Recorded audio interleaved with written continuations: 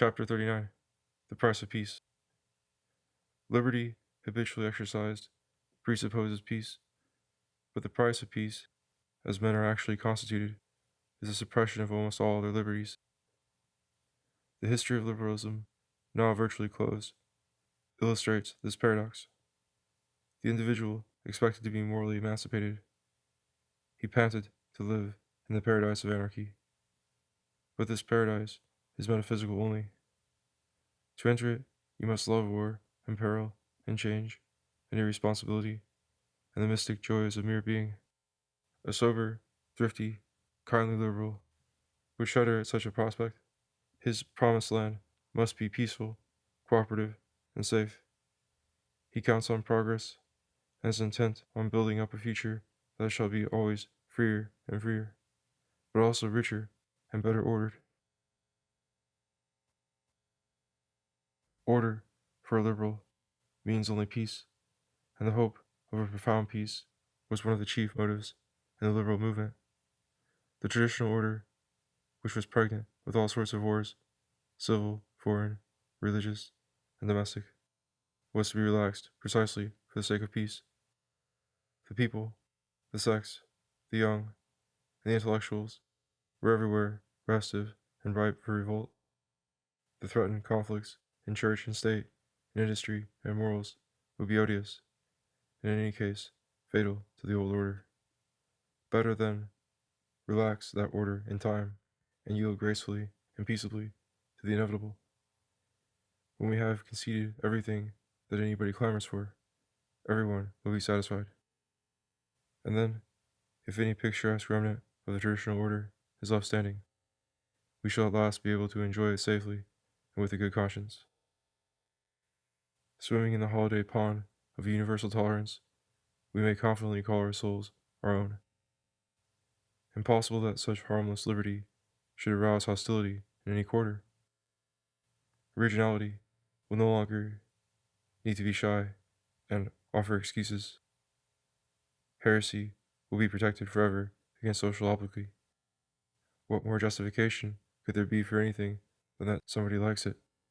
And why should anybody else wish to object to it for him?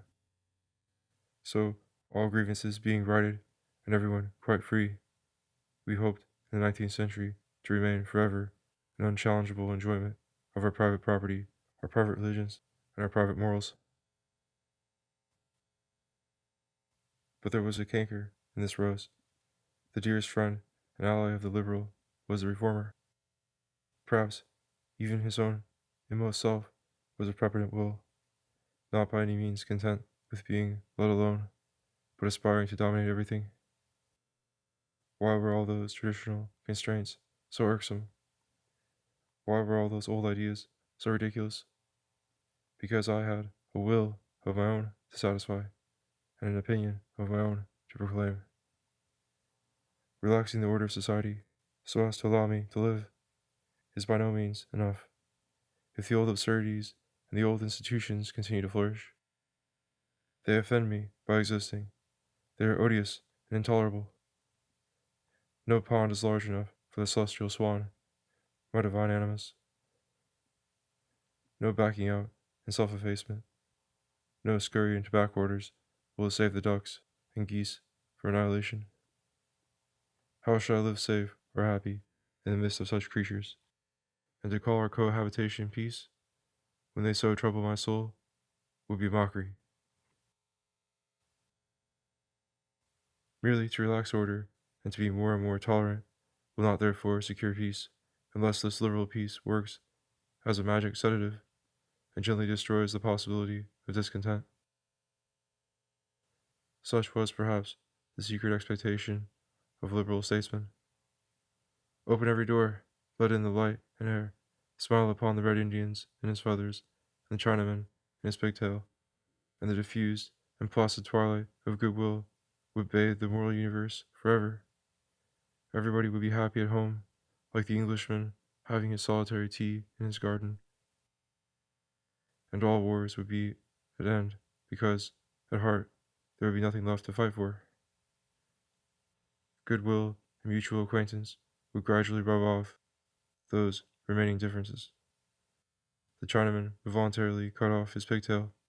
The Red Indian would desire not the white man's scalp, but a cloth cap for his own head, and the Englishman would find it more convenient to take his tea in a tea shop, no longer knowing any solitude or any garden. Toleration would have proved euthanasia of differences. Everybody would be free to be what he liked, and no one would care to be anything but what pleased everybody. Concessions and tolerance and equality would thus have really led to peace, and to peace of the most radical kind, the peace of moral extinction.